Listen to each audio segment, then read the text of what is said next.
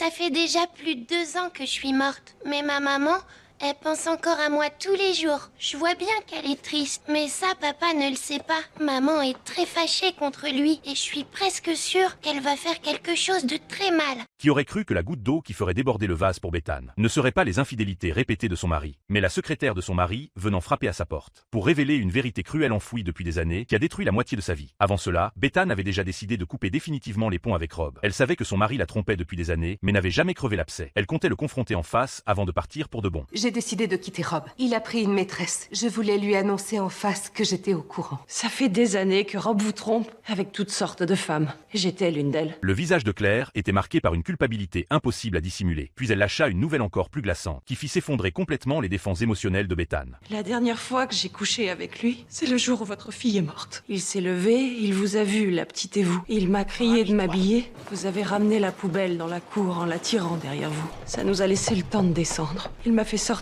par le jardin. Pendant que vous entriez par la porte, j'ai contourné la maison en courant. Et je suis sortie par la porte du jardin, que j'ai laissée ouverte. Pendant toutes ces années, Bethane était restée prisonnière de sa culpabilité, convaincue que c'était sa négligence de ne pas avoir fermé le portail qui avait coûté la vie à sa fille, sans savoir que tout venait de la liaison honteuse de son mari. Claire avoua avoir appelé Rob le soir même pour confesser sa faute. Mais cette ordure, pour couvrir son secret, l'avait fait taire à jamais en échange de son pardon.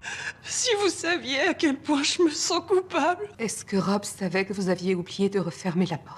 Je l'ai appelé le soir même et je lui ai tout avoué. Il a dit qu'il pouvait me pardonner, mais que je ne devais jamais dire à personne ce qui s'était passé. J'avais tellement honte.